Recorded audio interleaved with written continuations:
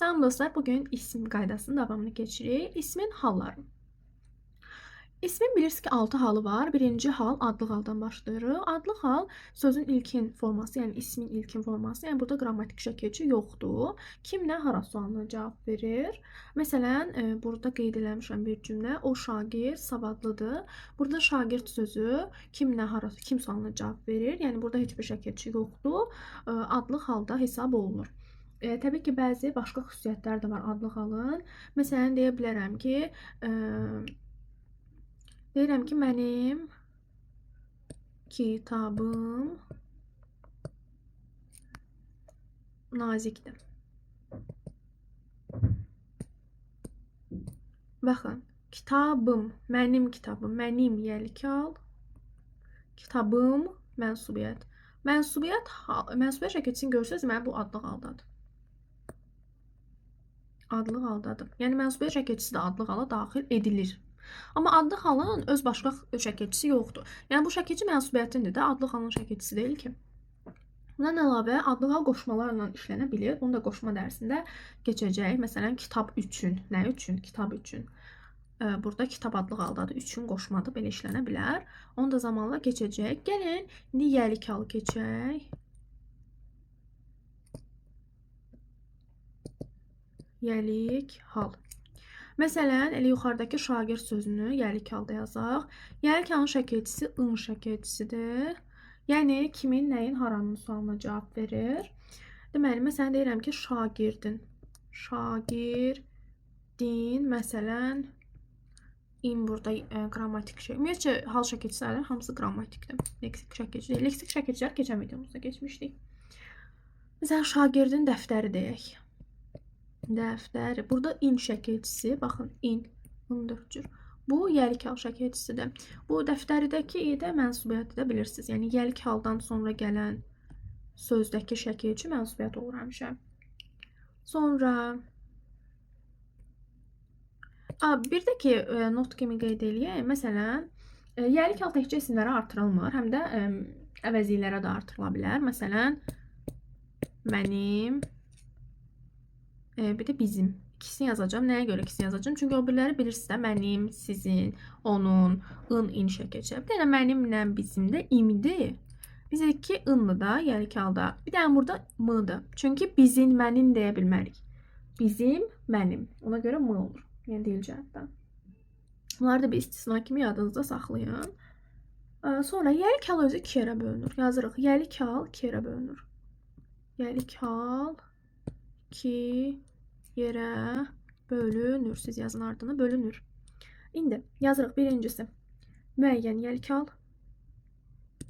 Müəyyən yəlik hal. Tirə qoyuruq, yazırıq. Məsələn, məktəb həyəti ən çox verilən nümunələrdən məktəb həyəti. Daha doğrusu məktəbin həyəti. Məktəbin həyəti. Qeyri-müəyyən yəlik hal. Qeyri-müəyyən yəlik hal. Siz yazın, mən də yer çatmadı deyə qısa-qısa yazıram. Məktəb həyəti. İndi buradakı fərqə baxırıq. Birində məktəbin həyətidir. İn var, birində yoxdur. Amma eyni mənadır da. Yəni məktəbin həyəti, bir də məktəb həyəti. Sadəcə orada müəyyən və qeyri-müəyyən niyə ayrılır? Məsələn, deyirəm ki, mən səni məktəbin həyətində gözləyirəm. Yəni, avtomatik olaraq uşaq başa düşür ki, hansı məktəbin həyətidir də. Yəni bilir, müəyyən olur ki, hansı məktəbdir. Oxuduğu məktəbin həyəti. Amma ki, qeyri-müəyyən yəlik halda isə məktəb həyəti. Deyirəm ki, mən səni məktəb həyətində gözləyirəm. Yəni uşaq bilmir hansı məktəb həyəti ola bilər bu. Yəni burada şəkilçi yoxdur deyə qeyri-müəyyəndir. Qeyri-müəyyəndə şəkilçi olmur. Şəkilçi yoxdur. Şəkilçi yoxdur. Şəkilçinin olmaması o demək deyil ha, bu adlı haldadır. Adlı halda deyil. Bu yenə də yəlik haldadır. Çünki biz bunu in artıra bilərik beynimizdə. Məktəbin həyəti. Sadəcə olaraq qeyri-müəyyəndir. Yəni şəkilçi qeyd olunmuyor. Məsələn, deyirəm ki, kitab rəngi. Kitab rəngi, yəni kitabın rəngi. Yəni kitab orada yəlik halda. Sadəcə qeyri-müəyyəndir. Kitab rəngi. Qeyri-müəyyəndir. Kitab sözü orada. Çünki şəkilçisi qeyd olunmuyor. Amma yəlik halda olduğunu hardan bilirik? Çünki özündən sonra mənsubiyyət hallı söz var. Mesela mənsubiyyət hallı söz özündən əvvəl mütləq yəlik hal gəlməlidir. Gəlməsə də özümüz artırmalıyıq. Yaxşımı? Özümüz artırmalıyıq. Yəni əvəzliklərdən artıra bilərik. Məsələn, deyirəm ki, indi bir dənə söz deyim, siz tapın. Məsələn, deyirəm ki, kitab üzü. Kitab üzü. Kitab üzü sözünü siz təhlil eləsəz, bu kitab hansı haldadır? Adlı haldadır. Xeyr, kitabın özü demək istəmişəm. Beynində ın artırıram. In artıra bilirəmsə artıq bu olur yəlikal. Amma qeyri-müəyyən yəlikal. Q yazaq, qeyri-müəyyən yəlikal. Belə. Amma bəzi sözləri ın artırmasaq da qeyri-müəyyən olur. Məsələn, deyirəm ki, Xəzər dənizi. Xəzər dənizi. Xəzər dənizi. Bilirəm, Xəzərin dənizi deyə bilmərik təbii ki, amma bu da qeyri-müəyyən yəlikaldadır. Nə olsun deyə bilmirik? İ burada mənsubiyyətdir axı. Mənsubiyyətdən əvvəl mütləq yəlikal gəlməlidir. Sadəcə burada hal şəkilçisi yoxdur deyə qeyri-müəyyən yəlikaldır. Belə. Başqa nəyi qeyd eləmədim? Bu qədər. Hə, desəz ki, hə, bunlar hansı haldadır? Bunlar adlı haldadır. Çünki mənsubiyyət şəkilçisi var ancaq. Yəni başqa hal şəkilçisi yoxdur. Hal şəkilçisi yoxdursa deməli adlı haldadır. Belə. Sonra müəyyən, qeyri-müəyyən dedim. Başqa nə qaldı? Məncə başa düşdünüz. Qeyri-müəyyəndə şəkilçi olmur, müəyyəndə şəkilçi olur. Məsələn, deyirəm ki, onun dəftəri. Nədir un burada? Yəlikal. Un, in, un, ün yəlikalın şəkilçisidir. Və müəyyən yəlikaldır. Niyə müəyyən dedik? Çünki şəkilçi qeyd olunub. Amma şəkilçi olmasaydı, onda qeyri-müəyyən deyəcək. Dəftəri, onun dəftəri. Yəlikdən sonra dediyəm ki, mənsubiyyət gəlir. Mənsubiyyət gəlir deyə. Başqa hal şəkilçisi var burada? Yoxdur hal şəkilçisi. Deməli, dəftər sözü adlı haldadır. Bu qədər. Məncə başa düşdünüz. Gələk yönlük hala. Yönlük hal. Yönlük hal asandır. Kimə nəyə sualına cavab verir? Kimə nəyə? Haraya. Şəkilçisi də təxmin etdiyiniz kimi A, Ə şəkilçisidir. Məsələn, deyirəm ki, məktəbə, şagirdə. Yəni, məktəbə haraya? Şagirdə kimə? Amma burada diqqət edəcəyiniz hansı məqam var? Diqqət edəcəyiniz birinci məqam. Əgər saitlə bitən sözdürsə, məsələn, deyirəm ki, nə deyək? Çanta. Çanta sözünə A, Ə artıraq. A artıraq da, Ə artıra bilmərik ki. Çanta A ola bilər? Xeyr. Çanta A ola bilər? Ola bilməz. Y gələcək bura. Çantaya. Ümumiyyətcə, belə olanda iki sait yanaşı gələndə Y-sı yazırıq bura. Y-sı bitişdirici samitlər. Bitişdirici samitlər. Bu testlərdə soruşulur.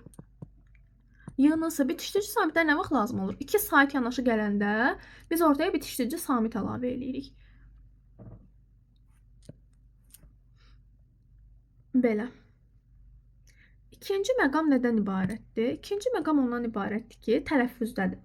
Məsələn, mən bir söz yazacağım. Elə sözün üstündə deyim. Nənəyə. Nənəyə sözündə tələffüz zamanı necə olur? Nəniyə. Nə oldu? Ə keçdi qapalı sait oldu. Ə açıq saitdə bilirsiniz. İ də qapalı saitdə. Ə keçdi İ oldu. Məsələn, deyirəm ki, xalaya. Xalıya. Xalıya deyirəm. Məsələn, deyirəm ki, cücəyə bax. Deyirəm, cücəyə bax. Cücəyə bax deyirəm. Yox, cücəyə bax deyirəm. Cücəyə bax deyirəm. Cücəyə. Əslində cücə bax deyilir. Amma cücü sözü də var da. İndi onu elə ki, qarışdırmamaq lazımdır. Cücüyə bax. Cücü, bir var cücü. Dəqiq ikisini yazım. İki söz də var əslində. Cücüyə bax. Deyirəmsə. İkisi də cücüyə oxunur. O qədər dedik ki, söz gülməli gəlir artıq. Cücəyə, cücüyə. Baxın, ə, üyə keçdi. Amma buradakı o sözün özü cücüdür. Cücü bilirsiniz də nədir?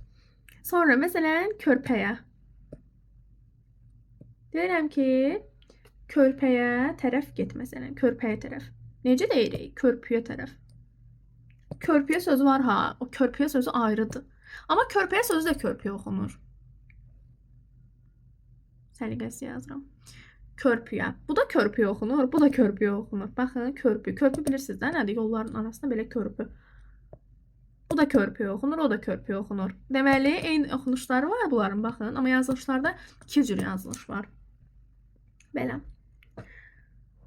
Bu qədər. Sonra gələk təsirlik hala. Təsirlik halda yerlik hal kimi müəyyən və qeyri-müəyyən olacaq.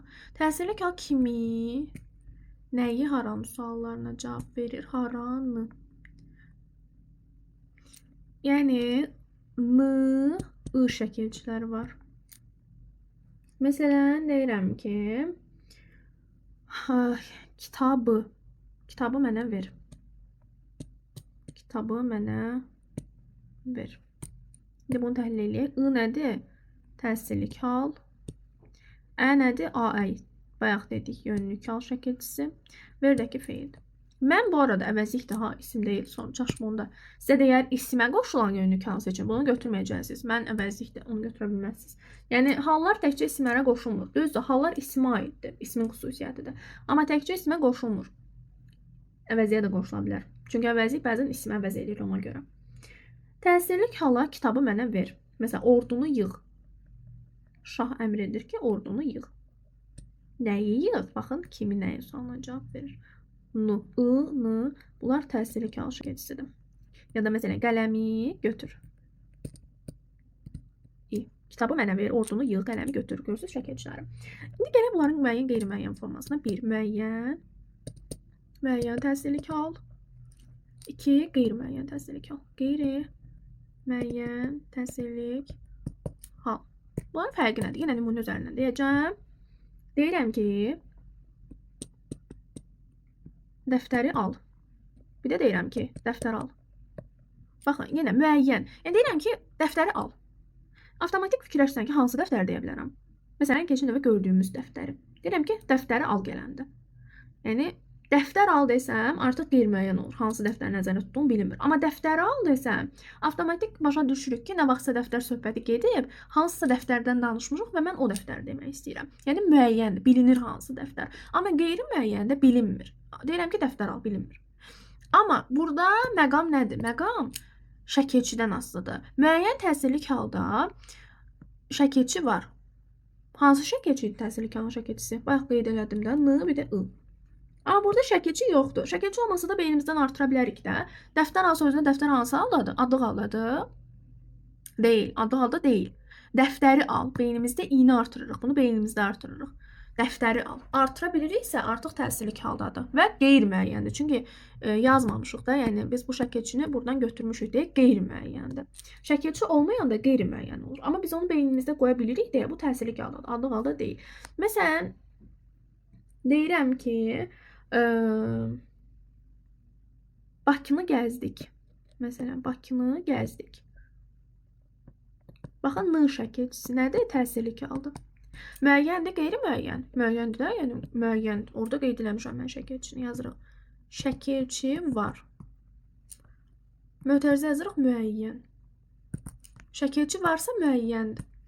İndi gələk bir dənə şəkilçi olmayanı. Məsələn, deyirəm ki, kitab oxu. Kitab oxu. Burada şəkilçi yoxdur. Düşünə bilərsiniz ki, adlı haldadır. Amma xeyr, adlı halda deyil. Kitabı oxu. Hə, kitab qəşəngdir desəm, kitab maraqlıdır desəm, hə, nə maraqlıdır? Kitabı maraqlıdır deyə bilərik? Yox, kitab maraqlıdır. Artıra bilərik nəsə orada? Yox, kitab maraqlıdır. Nə maraqlıdır? Kitab adlı haldadır. Amma burada artıra bilirik axı. Kitabı oxu. Artıra bilirik, amma artırmamışıq. Artırmamışıq deyə qeyri-müəyyən təsirlik haldadır. Yazırıq, şəkilçi yoxdur. Bura mötərizədə I yazaq. Kitabı mötərizədə, yəni beynimizdə artırırıq. Şəkilçi yoxdur. Deməli, nədir? Qeyri-müəyyəndir.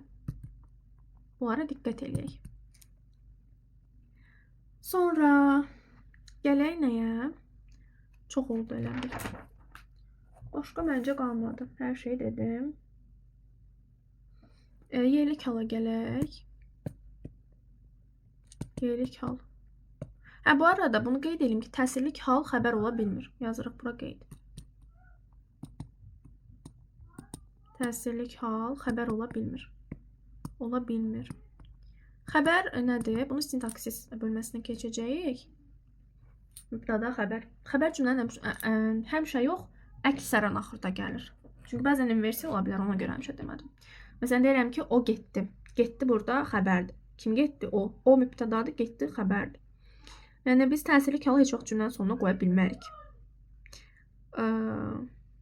Cümlənin sonuna qoya bilərik. Amma xəbər ola bilməz. Məsələn, deyirəm ki, oxu kitabı. Yerini dəyişmişəm sadəcə. Amma orada xəbər oxudu da. Belə. Gələk yerli kalı. Yerli kalı şəkilçisi yəni ki, bilirsiniz, daha də şəkilçisidir. Kimdə, nədə, harada sualına cavab verir. Məsələn, deyirəm ki, evdə, kitabda, bunun başqa yəni çətin bir məqamı yoxdur. Kitabda sözü necə tələffüz olunur? Kitabda sözü. Keçən mövzularımızda yadında qalanlar varsa biləcəklər. Kitabda. Niyə bu p-ya keçdi? Çünki özündən sonra samitlə başlanan şəkilçi gəldiyinə görə. Samitlə başlanan şəkilçi gələndə həmişə karlaşır. Bunu sadəcə yadınıza salmaq üçün dedim. Belə. Başqa yerli halda yoxdur məncə bir məqam. Gələk çıxışlı hala. Çıxışlı halda asandır. Onda çıxışlıq hal. Dan dən şəkilçisidir. Burada da məsələn evdən, kitabdan, dan, dən. Yəni kimdən, nədən, haradan sualına cavab verir. Burada da tələffüz məqamları ola bilər. Hansı məqamlar ola bilər? Məsələn deyirəm ki, atamdan ötürü darıxdım. Baxın, ötürü nədir? Qoşmadır. Qoşma həm adlıq, həm yəlik, həm yönlük, həm çıxışlıq hallara qoşula bilir. Baxın, çıxışlığa da qoşula bilir. Məsələn, atamdan ötürü darıxdım. Ötürü darıxdım. Baxın, burada məqam nə idi? Deyəcəyim məqam. Deyəcəyim məqam ondan ibarət idi ki, burada dan sözü nan deyə tələffüz olunur. Atamdan. Gördünüz? Atamdan. Bu arada atamla sözünü başqa cür də yazmaq olur. Atam ilə yazmaq olur. Məsələn, deyirəm ki, mən atamla gəzməyə getdim. Mən atamla gəzməyə getdim. Mən atamdan gəzməyə getdim demək deyil o. Mən atam ilə getdim. Atam ilə sözü də atamla tələffüz olunur. Atamdan sözü də atamla tələffüz olunur. Görürsünüz necə oxşarlıqlar var və çaşdırırlar bunu, amma çaşdırmaq lazım deyil. Sadəcə cümlədə baxırıq da. Məsələn, deyirəm ki, mən anam ilə getdim. Anam ilə gəzməyə getdim. Mən anamla getdim gəzməyə. Eyni mənadır. Amma mən anamdan getdim gəzməyə deyə bilmərik də. Yəni orada uca başa düşürük ki, anam ilə mənasını verir. Amma əgər desəm ki, anamdan ötürü darıxdım, anamdan ötürü, orada da anamlandı, o birində də anamdan idi. Amma anamdan ötürü deyəndə anam ilə ötürü demir ki, anamdan, artıq orada dan, dən, çıxışlı hal olmuş olur. Belə. Yəni cümləyə baxırıq. Atamdan ötürü, atamdan ötürü. Atam ilə ötürü demirik ki, atamdandır da, atamdan ötürü. Çıxışlı hal şəkilçisi də. Belə. Əvəziyələrdə də belə olur. Məsələn, səndən qabaq. Bunlar qoşmadır bu arada. Köməkçilik hissələridir. Yəni o mövzuya gələcək, narahat olmayın. Səndən necə tələffüz olunur? Səndən tələffüz olunur. Belə, bu qədər. Yəni hal şəkilçiləri bu qədərdir. Belə, yəni bu şəkilçilər amonim ola bilər. Yəni başqa qaydalarda da siz bu şəkilçiləri görəcəksiniz. Yəni təkcə burada yoxdur o şəkilçilər. Yəni amonimdir. Yəni bir şəkilçi başqa formalarda, başqa mənalarda da işlənə bilir. Məsələn, adicə dan şəkilçisi. Dan şəkilçisini harda görmüsünüz? İsimdən isimcəldən şəkilçilərin içində baxsaq, görəcəksiniz ki, məsələn, güldan sözü. Bunu bir kənarda yazıram, siz yazmasanız da olur. Güldan. Baxın, güldan. Gül sözündən güldan yaratdıq. Amma biz burada çıxışlı aldıq. Xeyr, çıxışlı olsa güldən olar da. Güldan niyə olsun ki? Güldən olar. Amma güldan sözü başqa mənadır. Gül sözündən gül nə, güldan nə? Bax, yeni bir söz yaratdıq. Gördünüz, dan şəkilçisi amonimdir. Həm burada var, həm də isimlə isimcəldən. Həm burada qrammatikdir, həm də burada leksikdir. Görürsünüz? Yəni bu şəkilçiləri təkcə siz burada görməyəcəksiniz. Fərqli nitq hissələrində də görə bilərsiniz. Belə. Sağ olun, bir sualınız olsa rəylərdə qeyd edərsiniz.